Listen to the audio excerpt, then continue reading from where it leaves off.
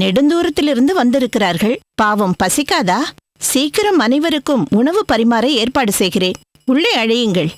அப்பாடா, இப்பொழுதாவது நினைவுக்கு வந்ததே. பசி வயிற்றை கிள்ளுகிறது.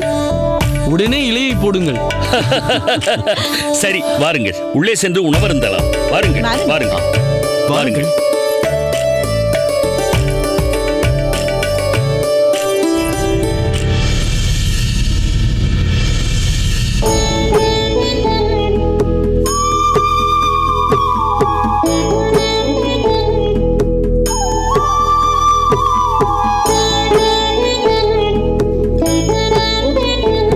சுவாமி, தங்களால் தூண்டப்பட்ட சுடர் விளக்கு பிரகாசிக்கும் பொழுது அந்த ஒளியில் வரப்போகும் ஆச்சாரிய புருஷரின் திருமுகம் இந்த விக்கிரகத்தில் மேலும் சுடர்விட்டு காட்சி அளிக்கிறது.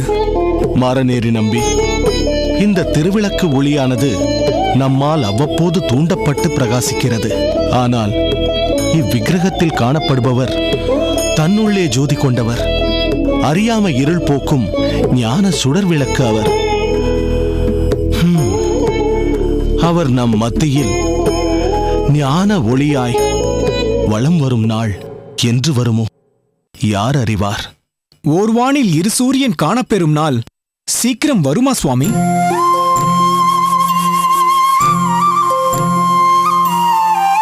மாரநேரி நம்பி, பல நேரம் உன்னுடைய வாயிலிருந்து வார்த்தைகள் தானாக வருகிறதா, அல்லது உன் உள்ளிருந்து உன்னை கேட்கச் சொல்கிறார்களா என்று அடியேனை வியக்கச் செய்கிறாய். சரி, நீ என்ன கேட்டாய்? சுவாமி, ஆச்சாரியாரான தங்களை ஒரு ஞான ஆசானை தற்போது அடியேன் கண்டுகளித்துக் கொண்டிருக்கிறேன். அதுபோன்று ஒரு சமயத்தில் இந்த விக்கிரகத்தில் ஒளிர்பவரை தங்களுக்கு அருகில் அனைவரும் காணும்படி தரிசனம் தரும் நாள் சீக்கிரம் வருமா என்று கேட்டேன் சுவாமி.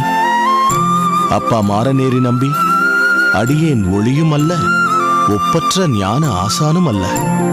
ஏதோ மங்கியிருந்த இந்த விளக்கு அடியேனின் ஆச்சாரியர் மணக்கால் நம்பியால் தூண்டப்பட்டு இன்று வரை ஓரளவு ஒளி வீசிக் கொண்டிருக்கிறது.